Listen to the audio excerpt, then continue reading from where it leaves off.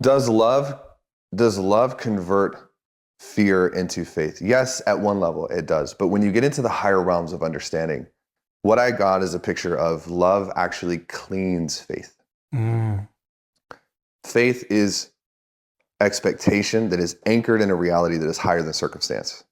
Okay, say that again. Faith is expectation that is anchored in a reality higher than circumstance, Correct. which is why fear is faith in the wrong thing. Correct. So fear and faith are not opposites. They're a spectrum. It's one spectrum.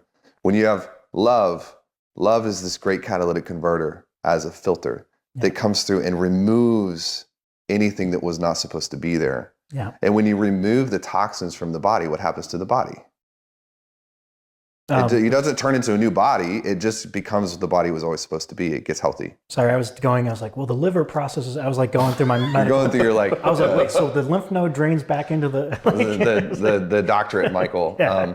Sorry, my so like love can convert fear into faith, but it's difficult to convert.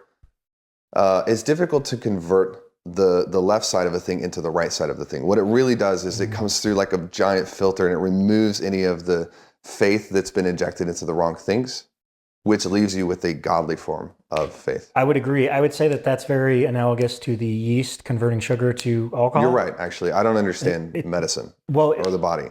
Well, it's just that's enzymatic. And so like that would be like a brewing process of like making wine or beer. Yeah. So you put sugar into the solution, the enzymatic yeast binds to the substrate and it So we're literally saying the same thing. It converts, literally a catalytic converter. It takes fear in as a substrate, converts it to like alcohol. It changes the chemical makeup. And here's what's interesting. Once the sugar's all consumed, the yeast basically dies because it was feeding on it. And so like the love like converts the fear. Once you're perfected in the process, there's no more sugar because the yeast has turned the fear into faith, if that makes sense. So and then the whole process unravels and you're just left with faith. So both analogies, it's like the same thing is being converted because of the absence of something. Correct.